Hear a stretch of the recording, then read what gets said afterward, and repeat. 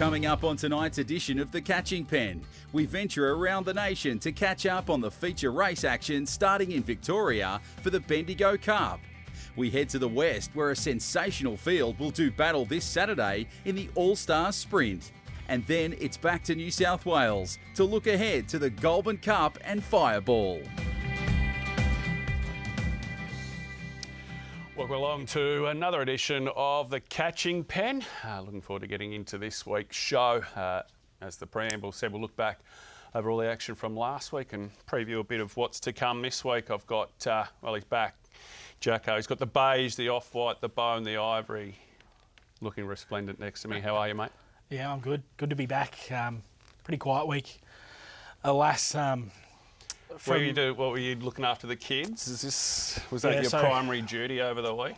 Yeah, it was. That's pretty much my primary duty most weeks. But yeah, unfortunately, last Tuesday, the little fella came down with an illness, and my wife, she was at work with her own business, so I was stuck at home with the little fella. So does he bounce back?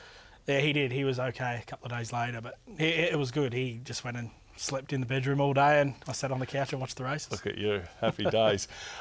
Very special guest joining us on the show this week. Patch Adams, part-timer that he is, decided he wasn't coming in this week, so we've got a better-looking bloke with more knowledge. Corey Smith, how are you? Gee, you could have not have been any nicer to me there, Wiz. It's an absolute pleasure to be called up into the big leagues and join you two esteemed fellas. I must say, though, I don't look as good as Jacko. That jacket's doing wonders. Yeah, look, you got to do the rounds to get something like that, though, Smitty. So yeah, look, hang in there, and I'm sure it'll come in any case. Let's get into the news. The Catching Pen News is brought to you by Darwin Greyhounds, racing every Sunday and selected Wednesdays. A few news items to get into this week. The first one we'll kick off with, there's a new CEO for GA, and Simon Stout is the gentleman that has been named into that position. Mr. Stout currently is the industry policy manager with RQ. Previously was the general manager, overseeing greyhounds racing, thoroughbreds, harness racing of course. Served as the interim CEO before Brendan Parnell joined RQ as well. Just a quote from Mr. Stout, he's really looking forward to getting out, engaging with the industry. At GA they want to ensure they're continuing to provide quality service across the stud book and registrations, and they also want to focus on how they can collaborate with the industry and support it from the bottom up. So, yeah, we obviously welcome Simon into that new role and trust that he'll do a great job.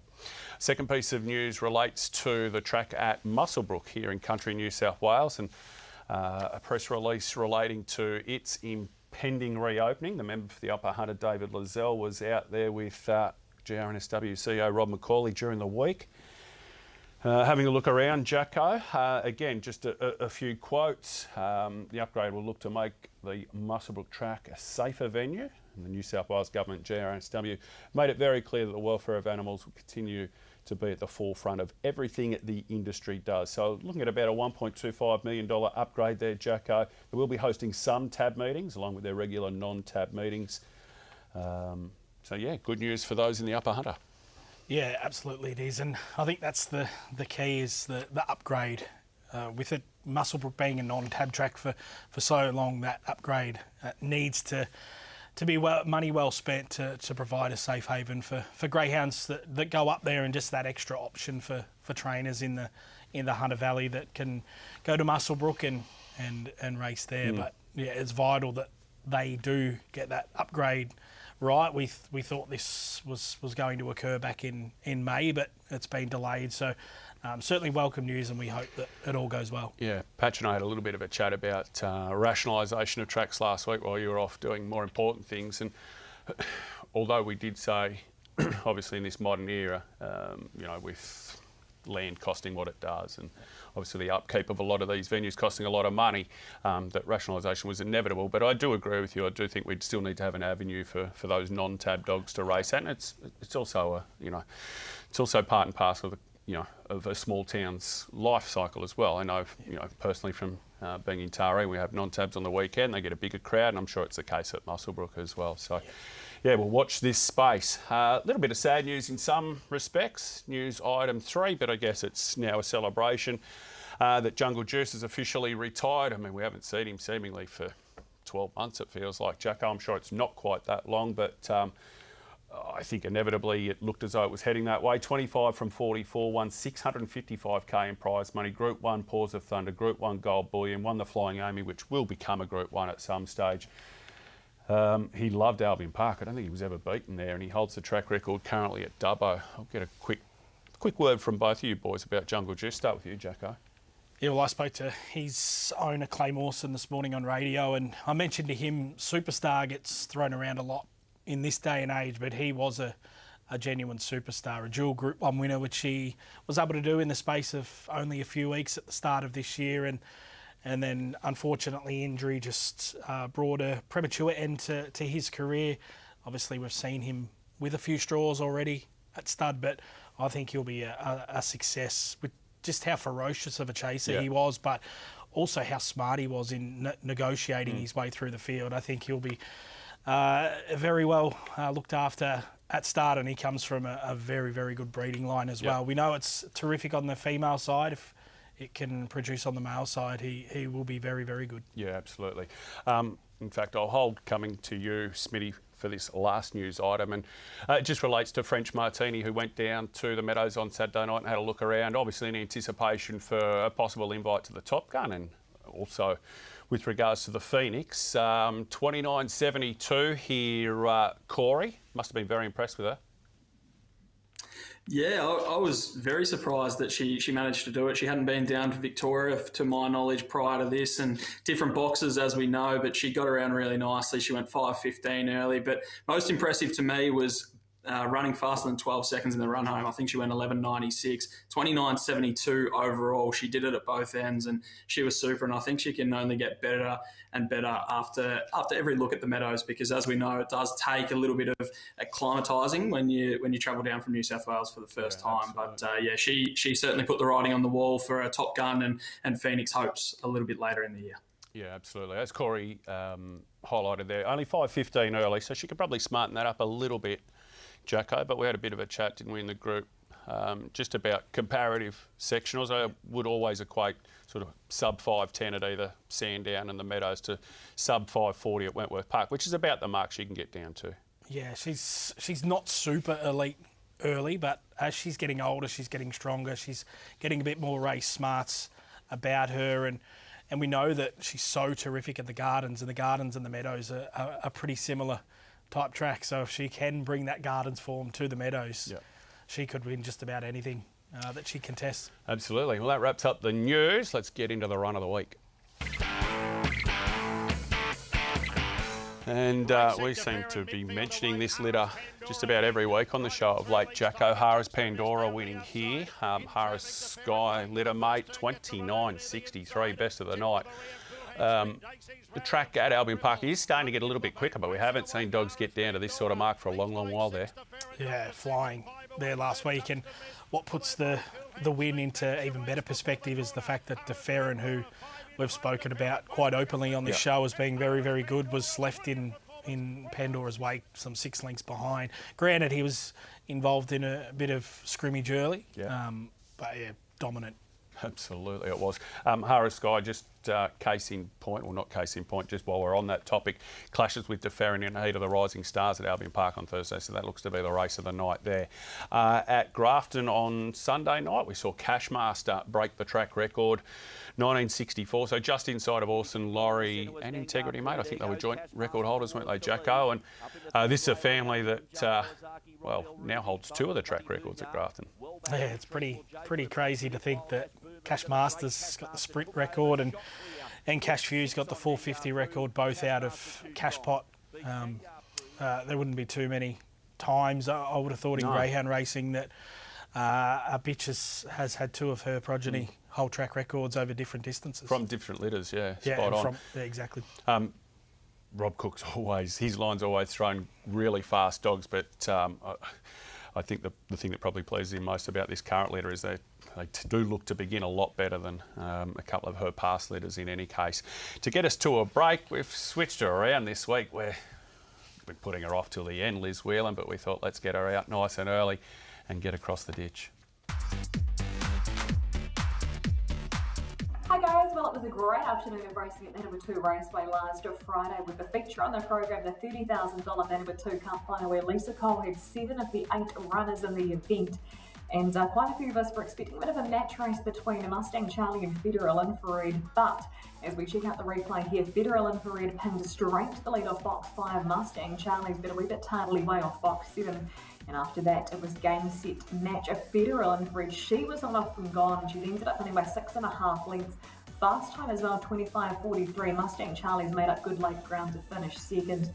But Federal Infrared, she's the new queen of Manawatu. She's now won 17 from 21. A very exciting greyhound since crossing the Tasman, and looking forward to seeing what potentially she can do in the New Zealand Cup Carnival, which kicks off very soon. The other main race on the day there on Friday took place earlier on in the day, and this one was a $15,000 stays feature over the 720 metres. It was a very good field. It actually had the first 4 greyhounds home in the silver collar, and it was No Keeper who was, as expected, sent out the short-priced favourite. But what we didn't anticipate with No Keeper was the torrid run in transit that he would endure off box 3. Got back, unfortunately, had absolutely no luck. Taking nothing away from the winner though, because Thrilling Road for Karen Walsh has done a brilliant job at jumping straight to the lead off box 5, and they haven't been able to catch him. Raja Bale has done a great job in second, No Price finishing back in third, and No Keeper has had to settle for finishing in 5th, and that's actually the furthest back that this greyhound has finished in over a year. No doubt though he will bounce back very fast. In terms of where these greyhounds are off to next, I guess the next big staying feature here in New Zealand is the Group 1 New Zealand Stayers Cup, which takes place on New Zealand Cup Run at Addington on Thursday the 10th of November. Unfortunately, that does mean that No Keeper won't be taking up the invitation to nominate for the Top Gun in November due to the clash, but I know that Gary Cleveland Connections are incredibly flattered to receive that invitation to nominate. Catch you guys again next week on Across the Ditch.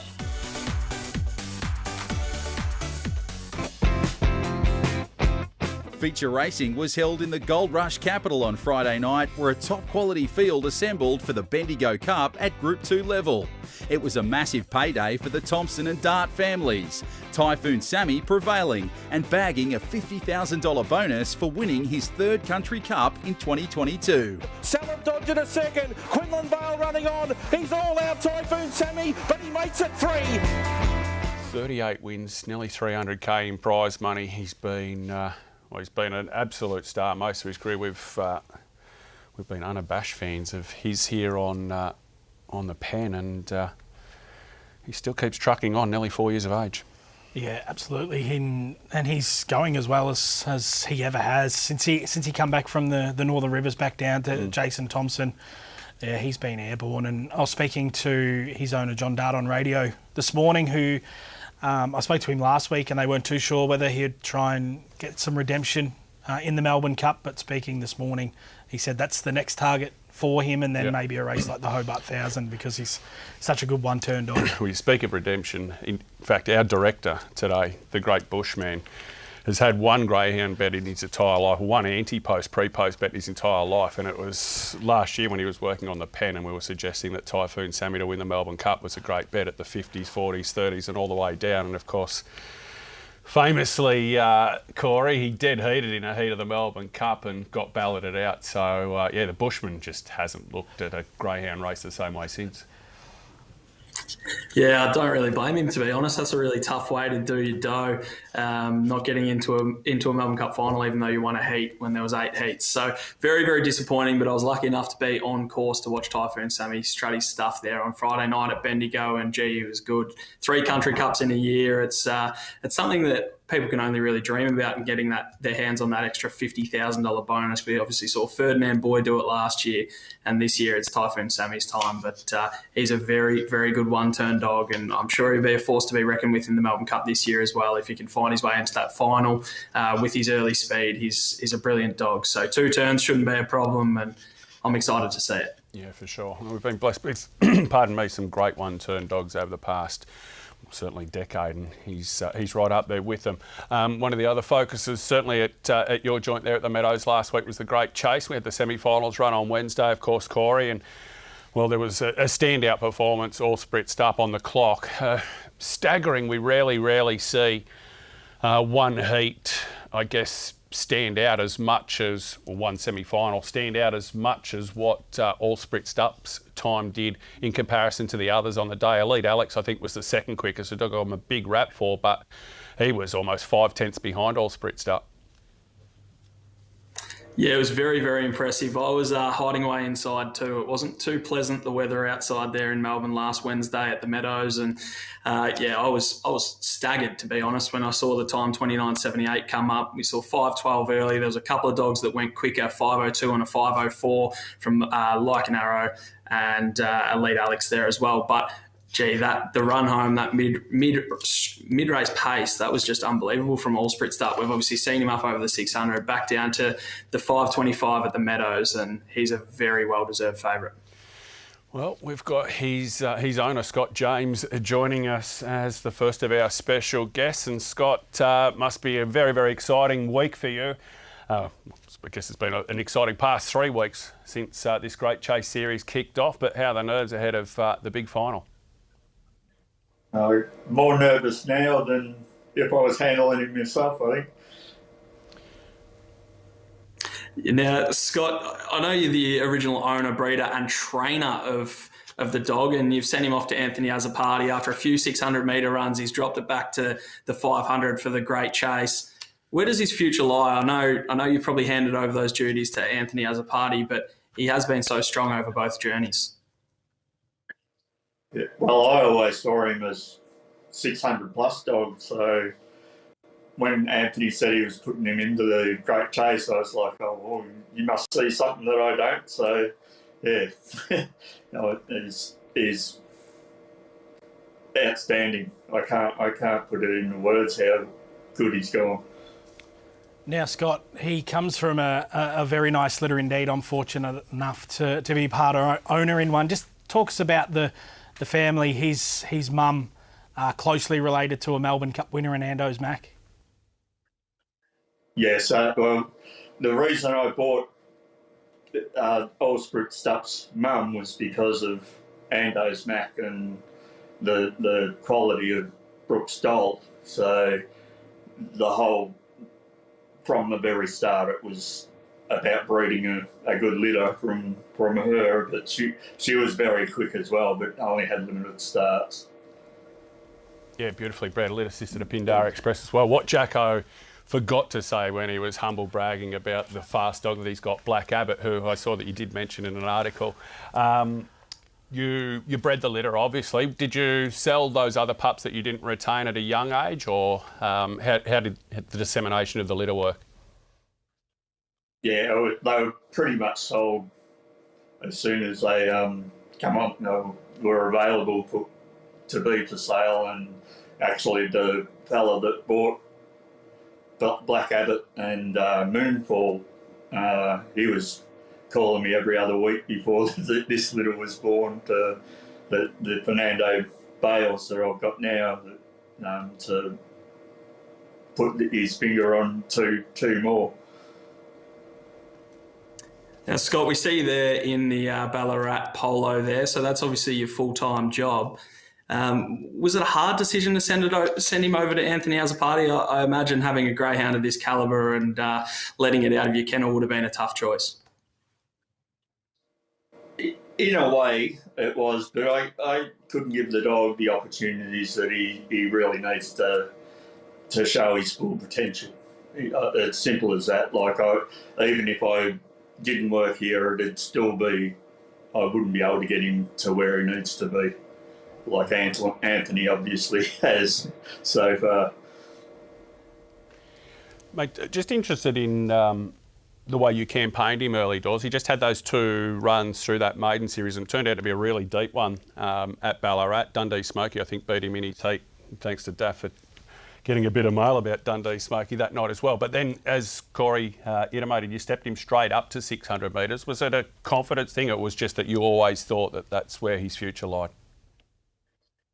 He'd been trialling over the 600 and he'd never been really quick early. So my idea was to give him a couple of starts with the really quick 450 and underdogs to show him what it was like to actually race against dogs that were quick early.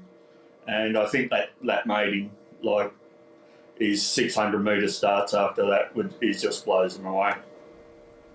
Now, just before you go, Scott, I just wanted to ask you about the Great Chase series in general from your perspective with the favourite in the race. How important do you feel it is for greyhound racing to get those communities involved, and also what would it mean to be able to win the Great Chase at the Meadows tomorrow?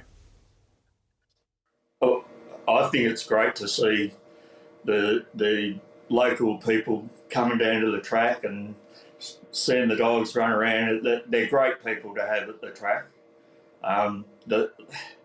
The Great Chase was never even on my radar, to be honest, but I'm over the moon.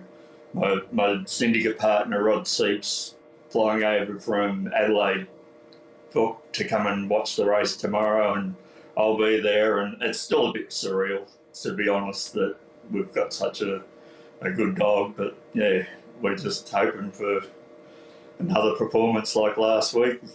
If he can run those times, they've got to catch him. Yeah, and I know, look, first things first, obviously get through the Great Chase, and obviously I'll have a discussion with Anthony about his impending future, but with a race like the Hume Cup, I mean, would it be too much of a rush with a young pup like him, even though you think 600's his forte?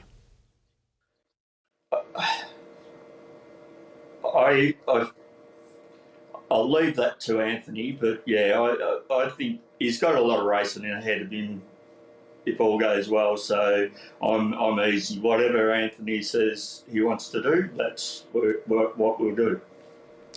Beautiful. I'd like to see him at the Sale Cup in December over the 650. I thought that would be a good race for him as well. Nice long run to the first turn for him, and on pace day, mate. We wish you all the best, not only in the final of the Great Chase with him, but for the remainder of his career, and thanks for coming on. Thank you. There's Scott James, who is the curator at Ballarat, as Corey touched on. He's got a wickedly fast dog who you couldn't help yourself sticking your finger in the pie there. Your pup, though, he did make it 2 from 2 the other day, Black Abbott. He looks really exciting. Yeah, he did. He got through there at Goulburn the other day over a distance probably a little bit short of what he'll produce his best at. He's in at Wentworth Park tomorrow night, so hopefully a really good day for the litter. And Smitty, a quick tip on the Great Chase for us?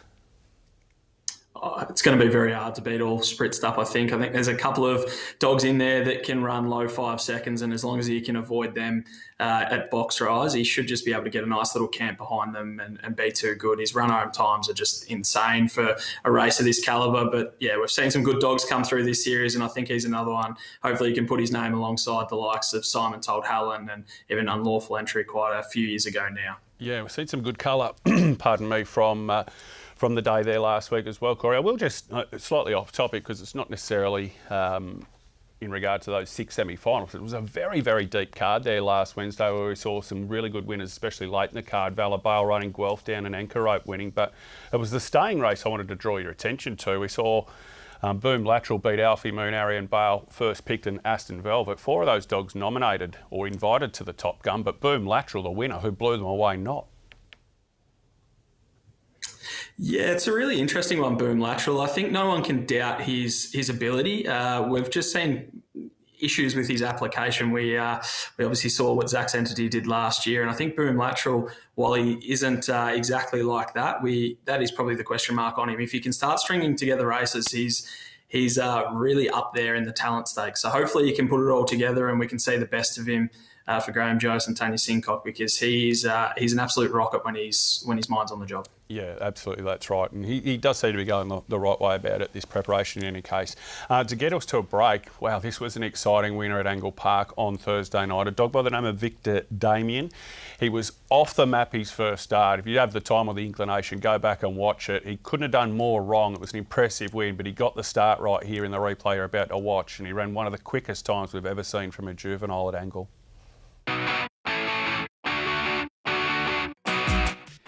Racing, Victor Damien out pretty well. There's some speed zipping Daria. Victor Tony driving up, but Victor Damien got over. Out a length and a half. Doing the chasing is Victor Tony. They were followed a couple away by Zipping Daria. Then came Most Wanted and El Banjo back at the tail. Down the back, and Victor Damien put 3 lengths on Victor Tony pretty quickly. Then Zipping Daria. Behind those came Most Wanted, but started beautifully tonight. Victor Damien well clear. Zipping Daria gets to second, but Victor Damien opened right up for a big win.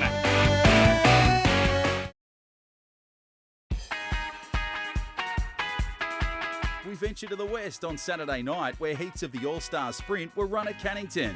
This week's final set to be a showstopper, with arguably the deepest crop of WA sprinters in recent memory to do battle. At his first start since the Nationals in August, Boom Pup Throttle was brilliant, putting in a tenacious performance to bring up win number 11 at start 21. Throttle down the outside, getting to amplified late, Throttle over the top. Well, that was some win, Jacko and Corey. I don't know if you guys caught that live, but yeah, massive performance there by Throttle, resuming 29.85. I'll come to you, Corey. He wouldn't have done his Top Gun aspirations any harm with that win. He's probably, in terms of CV of those dogs invited, probably at the lighter end, but what he lacks there, he makes up for in X Factor.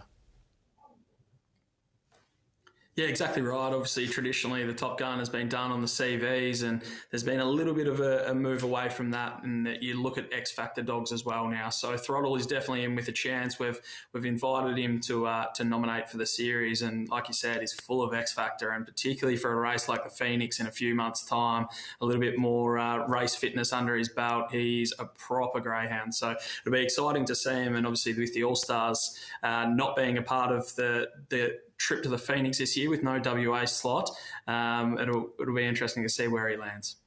Yeah, just having a look, just going through his record just in preparation for the show last night, Jacko. I think something along the lines of the 7 quickest times this year, he holds 5 of them, and his 29.39 I think is the 4th fastest at Cannington ever. So he's an outstanding dog. Yeah, he is. He's an absolute beast. We have seen him here on the eastern side of Australia when he came over from the National Sprint, and he ran a terrific race, albeit never really a winning chance. But I think if he can come out and win that race on Saturday, he puts his name right up into the discussion to make the Top Gun field. And I think Vice Grip is in the same mode. If he can come out and win, he's a very similar scenario, I would have thought. Yeah, well, we've been waxing lyrical on this show, certainly over the last 6 months, about how strong the depth in WA is at the moment. And we've got a gentleman on the phone. Unfortunately, we don't get to see him.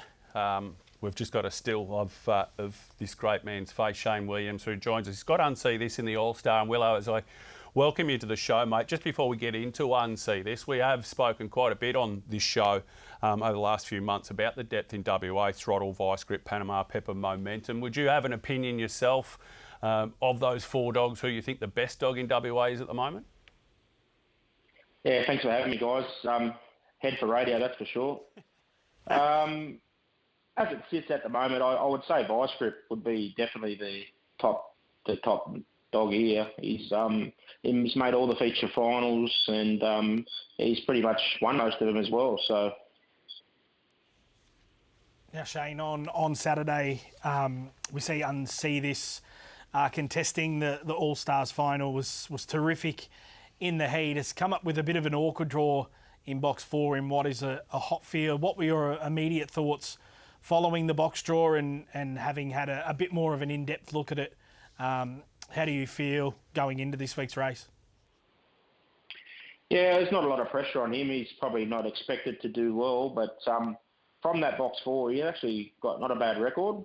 He won ahead of the Young Stars last year in 29.50 odd, beating Momentum, and he does go quite well from the even boxes. His record's really good from when he goes in that second line. So it's just a matter of the start with him and as quick as he can get to the fence. Now, Shane, you just touched on there, he's got a good record from even boxes. As I was doing the form for this race, I saw that from even boxes, he runs top 3 86% of the time, and from odds, it's 59% of the time. I know you're a form student yourself, and is that something that when the box draw comes out, that you're happier that he is lining up in that second line? Yeah, well, it is now. Well, the owner actually pointed out to me sort of halfway through his career that his box record from the even boxes is amazing. So now we sort of look for, when the draw comes out, if we can get even boxes. And Saturday night he's been a bit lucky enough to get that. Yeah, it's a bit of a strange one. I've had this conversation with Wiz before about it, but I guess the main key is jumping well, and if he does jump well, are you concerned at all about Amplified coming across from box 7? I know Amplified's absolutely mad for the rails. Is that your big concern for this one? Yeah, absolutely. We wouldn't want to be in 6, that's for sure. She dead set puts the left-hand blinker on when the box is open. So I think when you look at the race, Vice Grip, he's really well drawn out there. He's got obviously Amplified underneath her, and he doesn't mind a wide draw himself. So, and like I said earlier, he just turns up in the finals all the time. So he's an ultimate professional dog.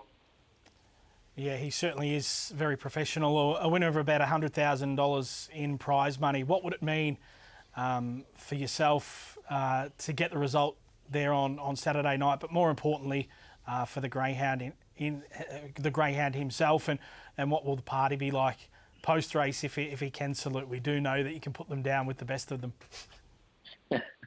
Well, you just touched on a good point, Jacko, because the dog himself, that's who I'd be most happy for, because he went to Brisbane last year and he come back a bit busted up, and some of the runs he had when he come home, he sort of is on 3 legs, and we've changed things up with him at home, and he just basically has a run once a week now between runs. So to see him achieve that would be really good. I remember my great mate Paul Stewart says, if you keep making finals, you'll end up winning one. So hopefully, yeah, Saturday night's a night. And as for the party, I'll probably scale things down a bit these days, Jacko. I'm getting a bit old, and the hangovers, they take a couple of days to get over now.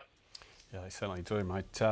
Just a quick word on the owner of the dog, Brendan McCatton. Is he a nervy bloke, a relaxed bloke? What sort of owner is he? Yeah, he's pretty nervy. He went to Brisbane for the Derby, and he got him beat there at his odds on. So I think he's staying well away this time. But he's actually a really good bloke. He sent me these dogs over when they were young, and got the next year here in Mapunga Blazers that are going really well. So he's been a real good owner for me, and I wish him all the well. Best of luck. Mate, in the past, you haven't been afraid to travel him either. I think you actually came over to New South Wales for the Country Challenge earlier in the year, didn't you? But you didn't make it to the race. But you've obviously, as you said, went to the Queensland Derby before. Would he come over with some aspirations for Victoria, maybe a Hume Cup or a Melbourne Cup? He has to really run well in the All-Stars on Saturday, Wiz. It's just that injury still flares up every now and then, and he's probably just a week-to-week proposition. So unless he burnt the clock up Saturday night, then we'd probably stay here and tick over the nice races here that are on here. And how's the rest of the team going? Yeah, really good, mate. 20 in work, full kennel, and just about to produce some young ones, sort of the next year to undo this and that. So, yeah, going really well. Excellent. All right, mate. Well, thank you so much for your time. You're always very good to us here on Sky, mate. We wish you all the best on Saturday night. Yeah, thanks, boys. Just one thing before I go, Wiz. Just want to thank the team here at home. They really dig in, and it's a team effort here, and that good luck charm that the Catching Pen brings, that's going to get really tested this Saturday, boys. And one more thing, Wiz. As you know, it gets pretty hot here in summer, and it's not too far away. So I can't wait to don that green and gold jersey on, mate, and go for gold. Absolutely, mate. All the best there on Saturday night. And the hot weather doesn't normally treat Willow too well, because as we said on the show last week, he could sweat for Australia, the big man. But he's good value, and he's one of the best trainers to an away game, I can tell you. There aren't too many big races I've been to on the road this year that S. Williams hasn't shown up at, quite frankly. So, yeah, look, doesn't matter where you are. You could be at Canamble, look over your shoulder, and Shane Williams might be there. To get us to a break, Greyhounds WA put together a really nice piece on a couple of first-time owners who have got a dog by the name of Iconic Indy with Shane, and here it is.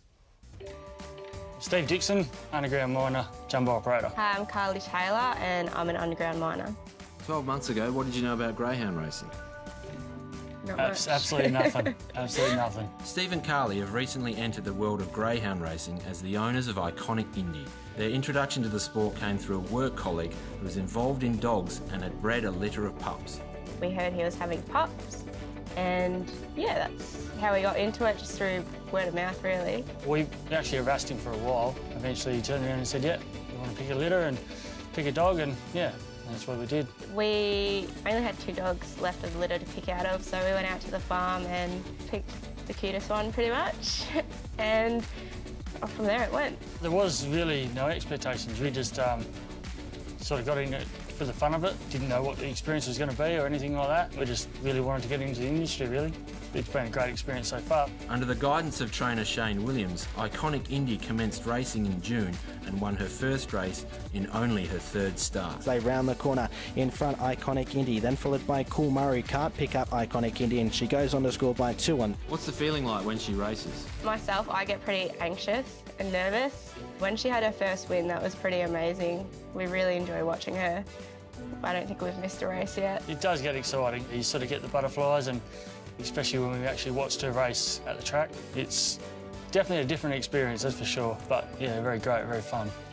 Shane's been great to deal with. We message him quite a lot and he keeps us updated on how Indy's going, her performance. He gives her a little cheeseburger if she wins, which we thought was pretty special. Obviously Steve and Carly are very new. They don't really know a lot about the industry, but they're learning and they want to learn, which is good. The success that she's had, it's been so good to see them lap that up. She's certainly got a lot of ability, and I think she's just starting to show that now. And I always get a big thrill out of winning a race anywhere, but see the thrill that the owners get as well, it's that's pretty special as well. It gives you an extra kick. The dog tries so hard for them as well, and yeah, it's just good to see.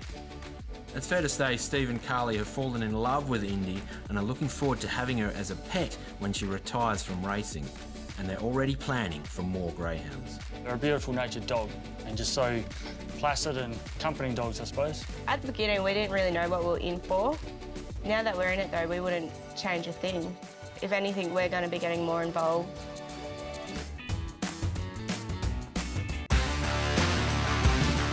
A deep card of chasing was run at Goulburn last Friday with heats of the Fireball and Goulburn Cup held on the same day.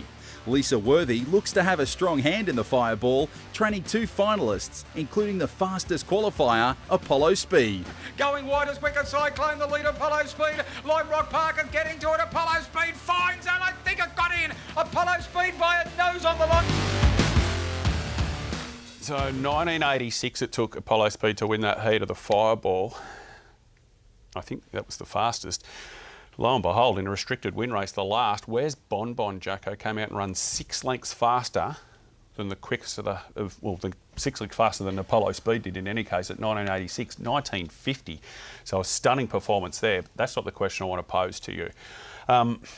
In light of the fields coming up last week and seeing 4 heats of the Cup and 5 heats of the Fireball, I was left sort of thinking, do these 2 races cannibalise one another? When one's at 350, one's at 440.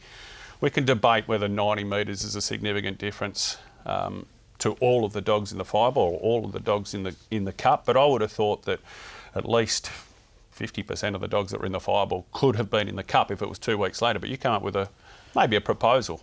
Yeah, off the back of the question that you posed, I thought a scenario that could work for both races is to run it like a carnival type race where you have the Fireball run over 2 weeks, of course over the 350, and then that leads into a Goulburn Cup series over 2 weeks. You could maybe have a week in between sort of gap, and then it gives you more options in offering a bonus if you can win both races. And I just think it then doesn't dilute the pool for each particular race.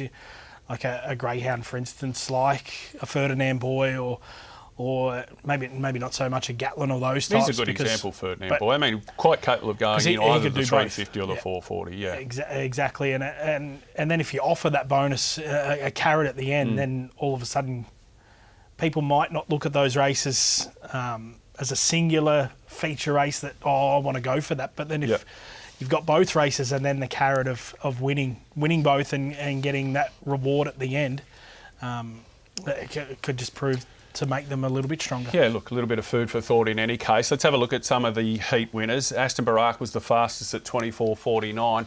I'll come to you for a comment here, Corey. He's a dog that's absolutely in love with Goulburn, of course, having won the Southern Stars down there. Straight to the front, never looked like getting beaten. What'd you make of his performance? Yeah, super impressive. He's a dog that I've kind of taken a lot of notice of, particularly after that Southern Stars series. He looks like he has plenty of ability, and I'd love to see him on the one-turn tracks down here in the Country Cups. I think he's an absolute star. So Aston Barrett couldn't have been more impressive for mine. Yeah, I would agree with that. I think this dog also, Melcat Big Boy, who will roll tape on Jacko, he runs 24.65 here. He used to hold the track record here at Goulburn. He's also gone sub 26 at Bulli. So again, perfect dog to, if the right race became available, to take down to Victoria as well for their big Country Cups. Yeah, absolutely. This was a pretty amazing win. You can see him working off the track. Yuko Girls up running time up front and gave her a start, and just that last bit of the race, he's just so powerful. Yep. And I spoke to his trainer, John Mallon, on radio this morning, and he mentioned that a race like the Hobart 1000 will certainly come up on his agenda, just for the sheer fact of the big one-turn track where he can wind up. So, yeah, I think that could be a very, very hot race at the end of the year. It seems every week that we seem to be discovering a new contender for the Hobart 1000 emerges. So, as you said, this could end up being one of the strongest Hobart 1000s in a while. Our next guest is a bloke who knows a thing or two about winning some majors, because he has been mopping up for the last few years. Good guy as well, and he's got Ferdinand Boy in the final. Thanks for coming on, Dave. Yeah, hi Jason. Yeah, thanks for having us on. Mate, Goulburn's a track that you're an unabashed fan of. I think when you came up last year, you waxed lyrical about the setup, not only the track itself, but the kennels, etc., etc. So, again, nice to have a bit of success there.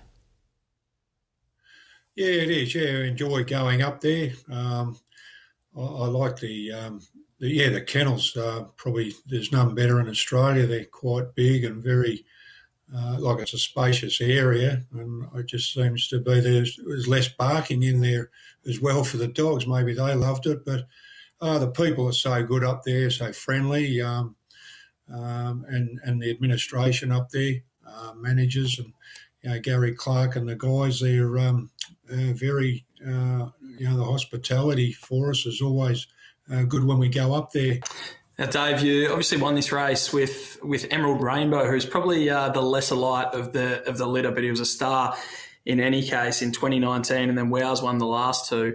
How nice would it be to kind of get Ferdinand Boy up there? He's been in a lot of these one-turn Country Cups, and to win one up at Goulburn again would be a lovely feeling.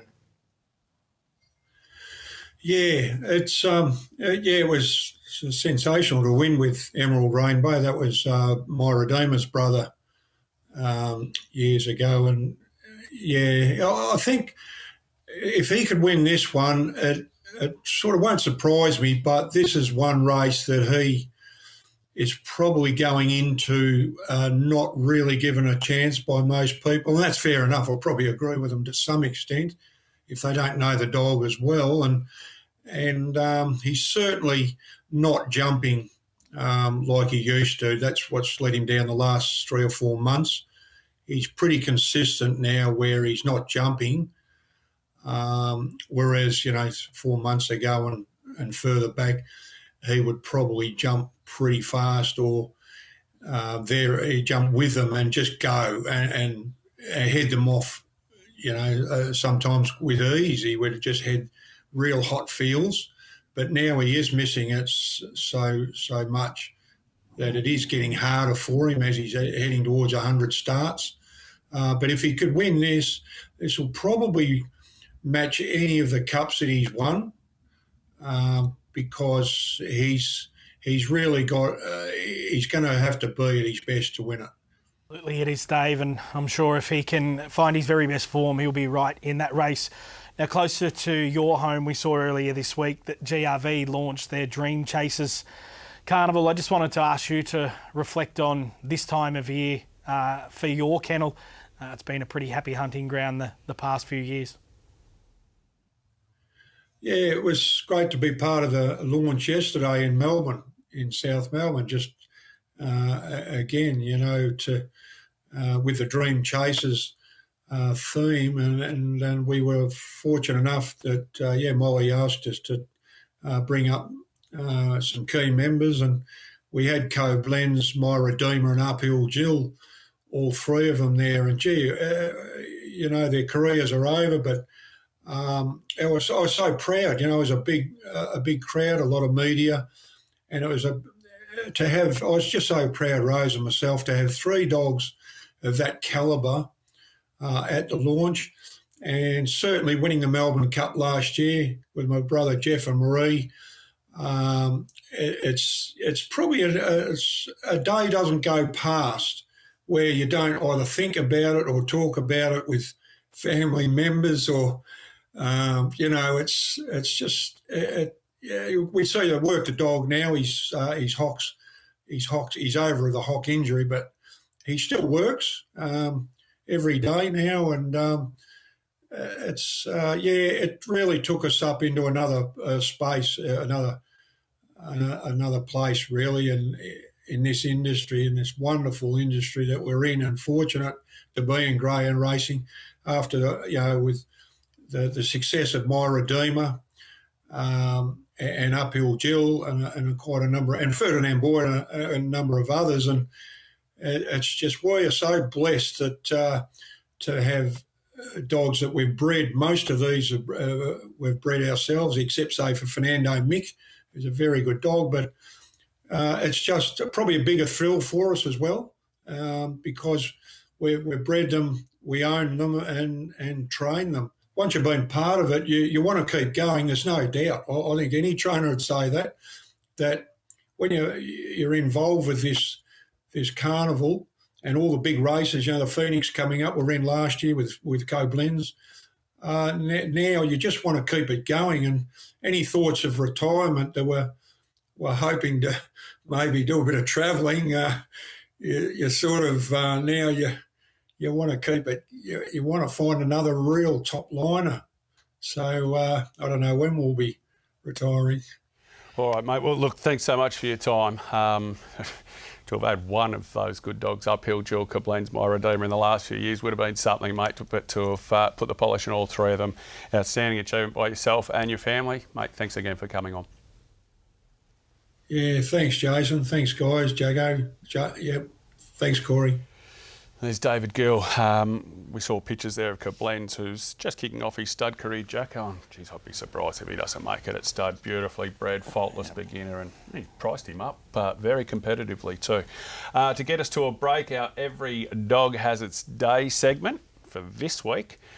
Greyhound by the name of Speedy Pebbles got the cash at 40-1 at the Gardens the other day. 4th ever winner for his or her Cessnock trainer.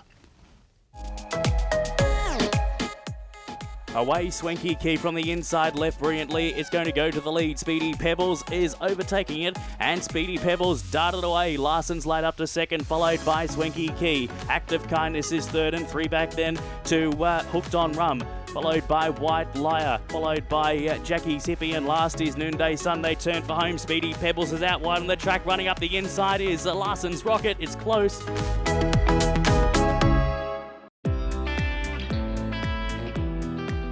Festival State will also run feature racing this week, with a Group 3 Gawler Cup to be decided on Sunday night. 6 cracking heats will run on Monday night, attracting some big local names and visiting Victorians. Back and powering up in Pressas, took over from its smudgy. Springvale Rex closing hard. Kelsey Bale working into it powerfully as well. Then Departure Gate behind those then. We had Resurgence, and out the back Charlie Brother, but Kelsey Bale put the foot on the gas and pulled clear from Impressas. Really stretched on nicely. Kelsey Bale by 4. Kelsey Bale proving herself completely and utterly a different class. Her rivals in a Gawler Cup heat there last night. There was a sad tinge to the night for the Wheelers, and Dan Gibbons. McKeon Bale hurt herself quite noticeably in one of her heats. I haven't had time to check the steward's report, so hopefully A-OK, and she's on the road to recovery today. But yeah, that was a little bit of an ugly postscript there to what should have otherwise been a good night for the kennel, and just hearing down the line from the great Cat Ernst that she is OK. So that's great to hear. Let's get into the hot topic. Hot topic this week, I guess it was prompted by the match race on Friday night at the Bendigo Cup final night, and we've sort of had this discussion, Patch and I mostly in the group chat, for probably the last 4 or 5 months, and we just actually did think it was now worth time bringing onto the show. The Cup night match races, yes or no? I guess I'll kick off and I'll send it down to our Victorian guy.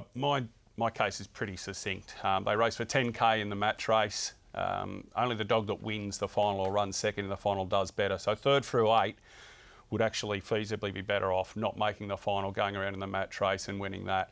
I think if you want to have another point of interest on the night, then just put on a $10,000 or $12,000 consolation, so we can have a full field, trifectas, exactas, first fours, the whole box and dice. Look, I think the one really interesting match race we did have was Typhoon Sammy v Power of Buddy, arguably the 2 favourites of the series that didn't make it, and there was some interest, Corey, in putting that match race on, and this is no knock on Titan Blazer or Robbie Rotten, but I just don't know that there were many people clamouring to see those 2 dogs match race. Yeah, look, there's obviously plenty of different ways that you can look at these sorts of things. I completely understand the prize money element there, that 10,000 when 3rd and 4th aren't getting that much in the actual cup, but we are paying till 8th now down here in Victoria for our features in the Group 1 and Group 2. So all our country cups are Group 2s except for Sale, which is Group 1. So they'll get a little bit extra. But realistically, the turnover on these match races is really, really good. And I've been lucky enough to be at the vast majority of the country cups over the last probably 12 to 18 months, doing a little bit of work for GRV. And the roar of the crowd, particularly when we're trying to get in new people into the sport and get them to understand greyhound racing, for them to be able to see 2 dog match races, they can understand it a little bit better. They might see it as a bit of a coin flip, so they're just going to back one of the dogs. They don't have 8 different variables to try and negotiate. So there are pros and cons for the match races. We saw the match race at the Phoenix as well.